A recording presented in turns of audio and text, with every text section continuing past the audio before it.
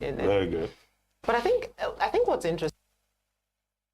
All right, guys. SOWORE's detention and eventual release from the custody of the DSS is one that calls for concern by all well-meaning Nigerians. So I would like you to watch this critical analysis of the situation and hear things from yourself from experts about what this portends for the democracy of the country. Professor David Aworawo, Professor of International Relations and Strategic Studies at the University of Lagos. Yemi Adamolekun, Executive Director in Office of, and Jide Ologun, a legal practitioner and national development advocate. Well, thank you very much for showing up again this week. Thank you. Well, we have had three guests. We had Omoyele Sowore, who came into the country and he was arrested, detained briefly, but his passport has been returned. He says he's here for a court case. He's also here for, a protest in October, and that nobody can tell him not to come to his country. We also had, a fellow of the Nigerian Academy of Pharmacy talking about the high cost of drugs in Nigeria and how an initiative introduced via an executive order in June by President Tinubu 3 months later has not taken effect. Drugs are still very expensive. Multinationals have left Nigeria, where he had a very diplomatic view of the subject. But we, the people who go to pharmacies, how expensive it is now to exist in Nigeria. It's called the cost of existence crisis that Nigeria faces. But he also talked about, association things, pharmacies versus doctors, and a major event that they are planning to have on Thursday. And then finally, we went to Benin, where we spoke with the director of the Team Masue campaign, Joyce Daniels, who says, well, they are not threatening violence. They are just saying that government has to provide a level playing field, and that the police and INEC should not continue to behave as if they want to favor the other party. Those are the three major issues that we have treated today. Let me start with you, Yemi Adamolekun. Well, okay. Let's start with Joyce, actually. And yeah, it was good to see Joyce on TV. Your banter with her that you know as a speaker. I know her as a professional MC. Now she's in politics. She is. She actually ran, she wanted to run for local government chairman. Oh, okay. Very good. But I think what's interesting for me in the posturing of PDP not to sign a peace accord is basically doing what I think all of us would know to be the state of play. We sign these things all the time, but political parties continue to behave badly. They have people that they engage, they arm to cause disruptions during elections, scatter ballot boxes. I mean, last year is not too far that we saw footage of people threatening people at polling units and police looking, doing absolutely nothing. And yet, peace accords were signed. And so PDP is just saying, look, we're not going to go ahead with this sham because we know nothing is going to happen. The police are not going to abide by this accord. And the ruling party, i.e. the APC, has more or less postured that we're going to win Edo at all costs. So I think doing that and basically saying we're not going to go ahead with the sham is a statement in and of itself. But the unfortunate flip side of it is basically also communicating to, if you do anyhow, you see anyhow. And so there's almost a, not an endorsement, but I think the whole idea of protecting your vote by all means then has a new level to it when you don't think that you have protection by the body organizing the protest, i.e. the government. So police is supposed to provide security. You don't trust them to provide security, so you're telling people to secure their votes themselves. But I think it's not any different from what we have in Nigeria right now. Nigerians are providing their own security. I think it's the governor of Katsina, Segun Adeniyi, had an article at the back page of This Day a few days ago where he talked about it, because the governor is basically saying that any community that wants to learn self-defense, that the state will provide them with arms so they can protect themselves. And his point was, and this is a governor's point, that he was going to a particular village, that it took him 2 hours off the main road to get to the village. So if something was happening in the village and they called for help, by the time any kind of security gets to them, people would have been killed, raped, and what the case might be. But I think what's fundamental really is the continued abdication of the federal government of its duty to provide security. And the sooner we start putting that up front and center, and this is not about elections. I mean, I saw the clip from Governor Baseki talking about 10 members of PDP have been arraigned. Now, this is a sitting governor. How much more citizens that don't even have the same kind of clout that he does? But for him, it's in the context of PDP members. And we're saying, last week, as I said on the show, we have children who are in jail and have not been charged. Children, 14, 15, 16-year-olds. So this is not about PDP or APC. That's Obaseki's current concern. My current concern is the fact that we're jailing minors without charging them. Or why are we even jailing them in the first place? Or charging them in the first place for protesting? So PDP's issue is a good spotlight on Nigeria's larger issue of the fact that the state chooses who it wants to provide security to. I think you made the point at some point that we have police officers carrying bags and doing domestic work, and the work of security that they're not doing. On pharmacists, yeah, I mean, I don't know why anybody is surprised that the policy 3 months later we haven't seen the light of day. It's one of the many policies that hasn't seen the light of day. There's really nothing to say about that. It's just a state of this government. You make policies that don't quite work. And then on SOWORE, I think, when a government, I think it was very good. I don't know what happened backstage that they released him early. But I think whoever from above gave the orders, I think chose to be smart. Because if SOWORE is still in custody today, Fearless in October will have started today. And we saw it because his supporters were already at Muritala Mohammed Airport once they learned that he was arrested. So again, the same thing that happened, and I'll repeat this again. Notice was given for an October 1 protest. We spent time quoting traditional and religious rulers. October 1 is about 3 weeks, 2 weeks away, maybe. And we're arresting a prominent opposition political party member. We haven't done anything. Pharmacists are saying what you signed 3 months ago is not in focus. We haven't done anything about that. October 1 is around the corner. Mr. Logun, I come to you now. Thank you very much. Let me start from the SOWORE's angle also. I expect that by now we should have the watch list for the oil thieves, so that wherever we find them, we also arrest them to profile them on the economic terrorism they have unleashed on the country. And I quite enjoyed the expressions of SOWORE saying, he's not afraid to come and drink water from the lake in his village. This is his country. He's not running away. And if there are issues in the land that will prompt people to protest, and if he needs to be part of it, why not? And he also spoke to the fact that we need to clearly define what treason stands for.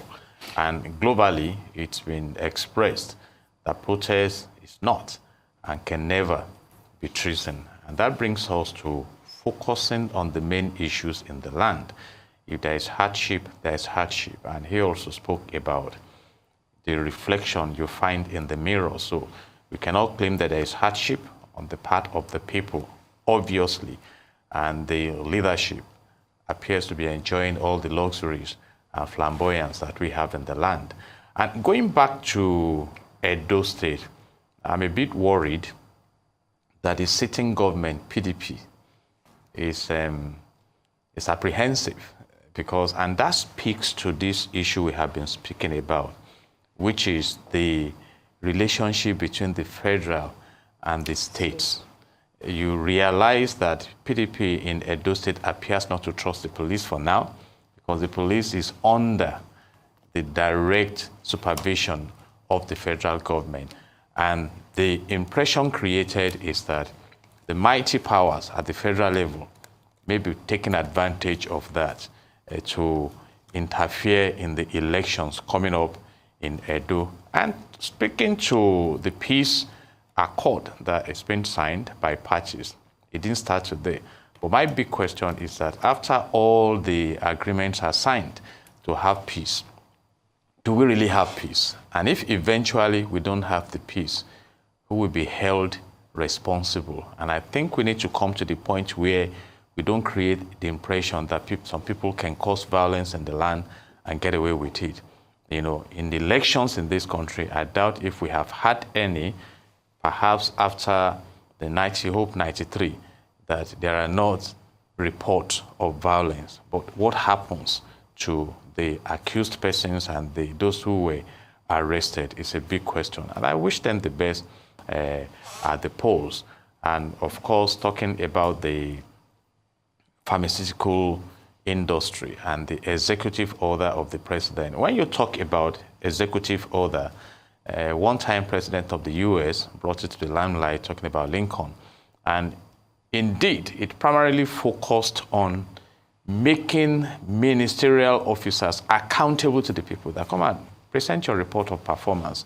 And by virtue of Section 5 of the Nigerian Constitution 1999 as amended, the executive powers are vested in the president who can make an order. And the other is that, exactly, let's have, you know, an improvement, perhaps renewed hope in the pharmaceutical sector. And the reverse appeared to be the case because the cost of these drugs are going haywire. And what I see is that we have not attended to the fundamental issues at the macro level that we give breadth to this executive order and make the implementation successful. And except and until we do that, it will just remain an order. And Aesop, a wise man, said at a time that after much is said and done, more is said and done. So we need action. That in project management, you need to follow through to ensure that the project is successfully completed. Well, Prof, over to you now. Yeah, I would like to take the SOWORE story, his comments, along with the pharmaceutical, industry crisis, because they are linked. The reason people are organizing protests is because things are not as they ought to be in Nigeria. The suffering out there is extensive, and under this condition, protests will just be regular things that will take place. SOWORE's arrest, fortunately, it was for a very short time and then released. But we can also, talk about others who have been arrested, who have been charged for treason. One begins to ask, are we actually making progress or we are retrogressing? People are, protesting and then they are arrested and then they are being charged for treason. People have shouted and shouted and the government does not seem to listen. That is very disturbing. Then regarding the executive order, specifically as far as the pharmaceutical industry is concerned, my view goes beyond just the executive order and what it seeks to achieve. It seeks to bring down the prices and all that, but the broader picture is what concerns me more, which is these drugs that the order will make possible to import without some duties and expecting that the prices will be lower than what they are now. What about the action to ensure that drugs are manufactured locally and that what these industries that have left were doing, something else replaces it so that we can manufacture our drugs here? I say all of these things because I'm conscious of what creating wealth, productivity means for a country, and how detrimental just importing here and there also is. By the way, I congratulate Nigerians on the Dangote refinery finally bringing out fuel. That the cabal, all those who didn't want it to work, they have eventually, at least for now, there is triumph over them. Again, it's tied to it, which is that we must produce here. If we produce here, we create jobs here. And then productivity expands here. Even if the price is the same as the one they are importing. The fact that they are produced, they give us security. When the war between Ukraine and Russia broke out, countries had money to buy wheat, but they didn't find wheat to buy. That's what we talk. When we talk about food security, it's not just that we are able to afford it, but that we are able to have it under our control. Those are important things. And of course, fortunately, for the prices that have been, revealed, the refinery, the fuel will be less. I'm talking about it because, a fortnight ago, I almost didn't come for the program because I didn't have fuel. I was even told today you were looking for fuel. I was a bit worried. I didn't want to go. I said, no, Prof should come to, and I can't go and fight to the island. In the fuel. Filling station. So the fact that you have something under your control, even if it's the same price as the one you are bringing from abroad, and the fact that it creates jobs within the country. Forget about nonsense some so-called influencers are writing. I just get angry. Idiots are writing, they are calling themselves influencers, and talking about export, import. Who are they talking about? The refineries government owns. Port Harcourt, Warri, Kaduna, the 450,000 barrels per day that they could produce. Not one. Anyway, that is so. The pharmaceutical, the executive order to ensure that drugs come in cheap, it should be for a short term. There should be an addendum to that, and that is that what are the plans, programs, policies to ensure that these things are manufactured here? I have not heard anything about that. Not all influencers are idiots. Yeah, not all of them. All idiots are influencers. That is true. But there are many people just writing nonsense. If you see the things they write, some people are going to my financial analyst. Show us your. No. But I think what is important. Sorry, I think what's important though, and we shouldn't shy away from wherever you are on the Dangote divide, is a lack of transparency, both on NNPC side and Dangote side.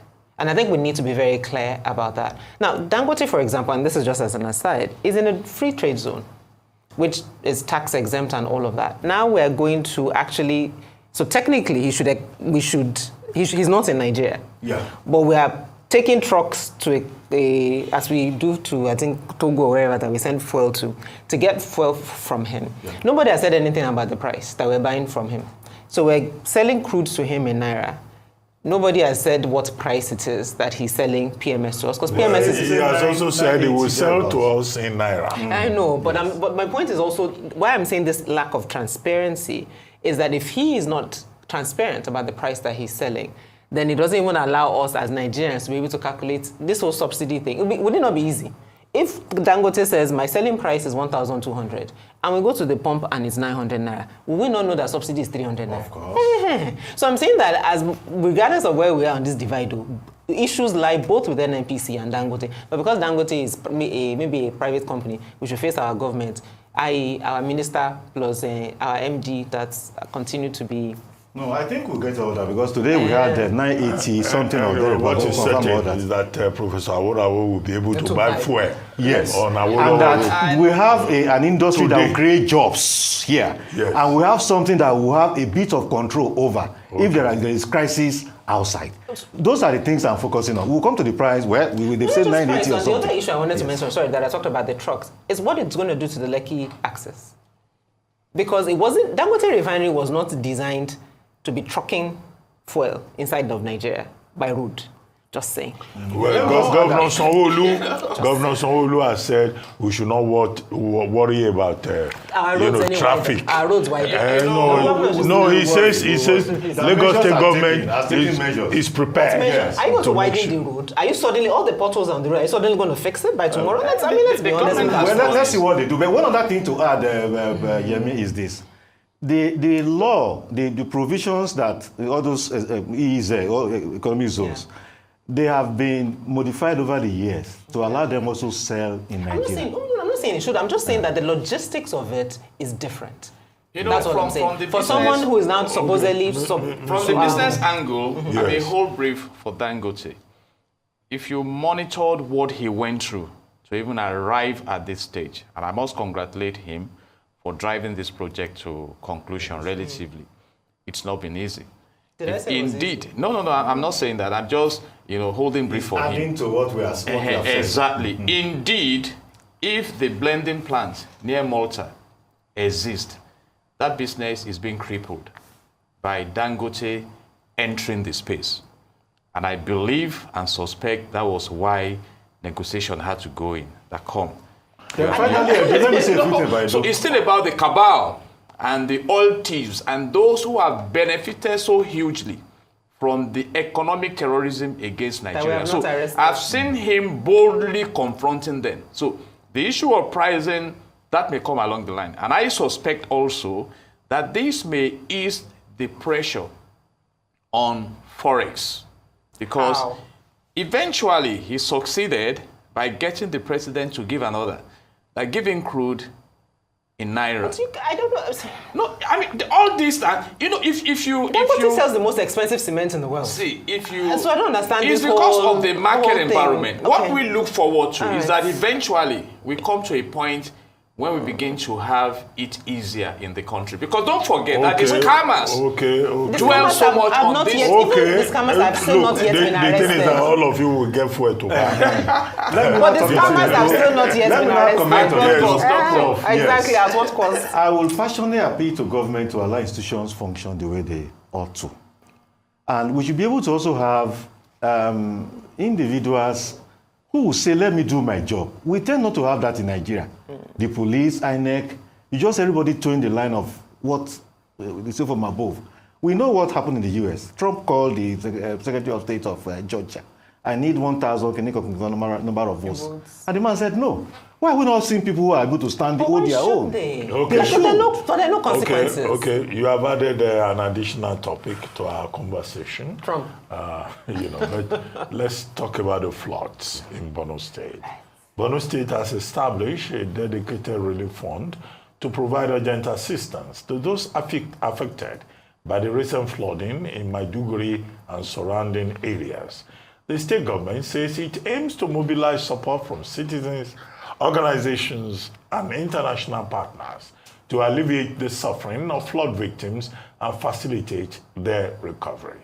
Maiduguri is facing its worst humanitarian disaster in decades, after more than 30 people died and over 100,000 households were displaced by severe floods. The founder and CEO of Dangote Group, Aliko Dangote, visited the city with Nasarawa State Governor Abdullahi Sule and a delegation from NNPC Limited. Dangote announced a donation of 1 billion naira to the National Emergency Management Agency and another 1 billion naira to the state government. NEMA wrote us a letter who says we're aware, but we sat down and we approved 1 billion naira, to work with the Borno state government. And then on top of that, Aliko Dangote Foundation also put another 500 billion, so that is 1.5 billion. Thank Alhaji Aliko Dangote for all the support that he has been rendering towards uplifting the standard of living of the displaced communities in Borno State since 2009 to date. The establishment of gas power plant alone in Borno State is something that the entire people of Borno State. Okay, the big issue about the floods in Maiduguri affecting Maiduguri and Jere local government area is that between December 2023 and June 2024, the government spent over 171 million naira because it was obvious that there was an issue with that dam, Alua Dam, it is called. So the problem was foreseeable. In July 2024, the federal government of Nigeria also provided 26 million naira for the rehabilitation of that Alua Dam. Now we are being told that even down south here, the River Niger is going to overflow its banks. The Oyon Dam will overflow its banks. This thing happens on a yearly basis because, in my view, of the incompetence, the negligence of Nigerian officials. They say it's climate change. Yes, in Europe, we have had cases of climate change causing a lot of flooding, even as far away as Japan. But here in Nigeria, it is lack of due diligence on the part of our officials. But what do you think? Do you think, well, this is an act of God? We'll be here until they will say Lagdo Dam has overflowed his banks, until they will say Onyon Dam has collapsed. They knew about Alua Dam. Now over 2,000 people, 2 million people have been affected. Over 30 people have died.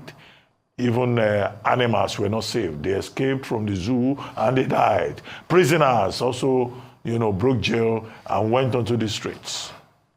Yemi? So you said Borno State spent 171 million.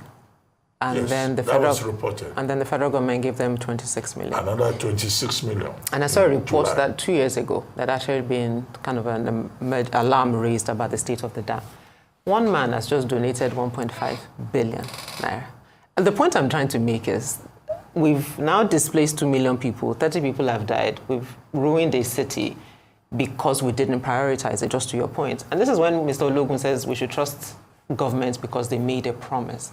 And that's why I said I struggle for that, because we create problems that could have been avoided. Again, because there are no consequences. Zulum is still governor. Nothing is going to happen. And the head of the Ministry of Commission, whatever they call it, Ministry of Environment, the person in charge of the dam, there's no, at least I haven't seen any reported in the media that whoever was supposed to have flagged it, supposed to have made sure it was fixed, that anything would happen. So just to add to your point, and that's Borno, the scary part about it is that what we've seen in Borno, will that then stop, will that ensure that action is taken on other dams? The answer is no, is my answer. But I'd like to appeal to citizens who are watching. If you work in any of those ministries that are responsible for these dams, the cost is too high. And this is maybe a bit to what Professor Awura was saying, that people would do the right thing. The cost is too high for people to lose their lives because we're stealing money or we're just not doing our jobs. The cost is just too high. So for those who are involved or those who have responsibility for these things, just think about it, because water is water. I mean, what's that fella song? Water you no get enemy. You don't know where the water is going to go, and you can't control it in that sense. So even if it's for your own enlightened self-interest, so it doesn't run over a place where you live or where your loved ones live, do your job. Mr. Logan. Thank you very much. Let me start by commending Aliko the Dangote Foundation for those donations, and to express my concern that those donations will be used for its purpose, because that is one of the plaguing issues that we have in the country, because we lack that maintenance culture. And in public relations, when you talk about crisis management, you are either proactive or reactive. You are proactive when you prevent, but when you are reactive, you are now fighting the devastating consequences. And I hope we also get proactive by the other declarations that in some parts of the country, I know in Ogun State, the Greenbelt region, from time to time, the dam is released and a lot of issues visit the town. We call them external shock. But there was a time, a long time ago, when some investors actually were interested in the flood crisis in Nigeria, particularly from Russia. But you'll be amazed that those who should have listening ears were more interested in what they will gain from it, which is another issue. And let me also come to the point that I wasn't saying we should trust the promise of government, but that Aliko Dangote has fought a battle, bringing him to this point. So the government factor is still there. And what can we learn? Look at Maiduguri. NNPC went visiting. Aliko Dangote went visiting. So what we are saying is that let their collaboration make life easier for Nigerians. And I express my deep condolence to the families who have lost loved ones and to those who have recorded losses, and advise that we should be more proactive. It shocks me when we wait for rainy season before we start clearing the drainages. A wise man said it never hurts to be prepared. And I hope that the disasters that are on the way will not be allowed to happen, so that eventually we don't say they are the acts of God. God wants us about his acts. He wants us to take charge and take control. And when we neglect the prerogative of man in ensuring that disasters are prevented, then who do we blame? So once again, my deep condolence. And for those who can donate to help the victims, why not? I advise that we do. Very good. Prof? Yeah, there are two things actually. The first is that some of these floods are related to climate change. Certainly. Scientific evidence shows that pressure has moved up, and those areas that didn't used to have a lot of rains will have so much of it this time. There was satellite imagery released a few days ago that shows that even part of the Sahara Desert, trees are now growing there, grasses are now growing there because they now have more water. So, and what that signifies is that these areas will experience more rain moving forward. So they should not just look at it as one episodic development. It's something that will happen fairly, more frequently than previously moving forward. So fixing those dams and all those things is important. The second has to do with that preparedness we have talked about. They knew this was going to happen. If rain happened to fall, if heavy rain happened to fall, the place will be flooded, but not adequate measures were taken. Climate change is affecting people globally, but people are preparing and then taking measures to tackle it. The whole of Netherlands is underwater. That's why there's a saying that God created the heavens and the earth, but the Dutch made Holland, the Netherlands, because it's through management, all of those things that they're able to build. That the whole country exists. They're able to manage water, do planning here and there. Those are the kind of things we need to do, so that moving forward, we'll be able to avoid... The basis of epistemology is man trying to conquer nature. But we have a situation in Africa in the 21st century where our leaders have just submitted themselves to the forces of nature, and they call it the act of God, out of the incompetence to master nature. So, well, we lost out on the epistemological struggle. To be honest, I'm not even quite sure it's incompetence, to be honest. I think it's just an unwillingness and a laziness to do it. Because what's the difference? No, well, when I say incompetence, I guess maybe the definition is just you are unable to. You don't know how to. And I'm saying that there's a difference between not knowing how and not wanting to. And I think for me, ours is a case of not wanting to do it. Okay. And we claim helplessness. Yeah. Well, Exactly. let's go to Uganda. Ugandan Olympic runner Rebecca Cheptegei, who died after she was doused in petrol and set alight by a former partner, was buried yesterday with full military honors. Cheptegei returned to her home in the islands of Western Kenya, an area popular with international runners for its high-altitude training facilities, after coming 44th in the marathon at the Paris Olympics on August 11. It will have been her final race. 3 weeks later, her former boyfriend, Dixon Indiema Maraganch, allegedly attacked Cheptegei as she returned from church with her 2 daughters and younger sister in the village of Kinyoro, Kenya police and her family said. Not only is the killing of Rebecca a case of femicide, but also it's particularly a case of what we have seen happening to the athletes in Kenya. Kenya prides itself in the fact that it has a lot of training camps for athletes from across the world. And if you're going to oblige global citizens into coming into your country to pay to train within your camps, you have obligation to protect them. As soon as Rebecca was killed, but also when Tirop was killed in 2022, some of the things that have come up are the fact that a lot of these kinds of violences are happening with athletes. They get into relationships with people who particularly target them because of the profession that they are in. Because we know, if you're an athlete, of course, if you win races or even if you represent your country. Well, she's been buried. Dixon Indiema himself is also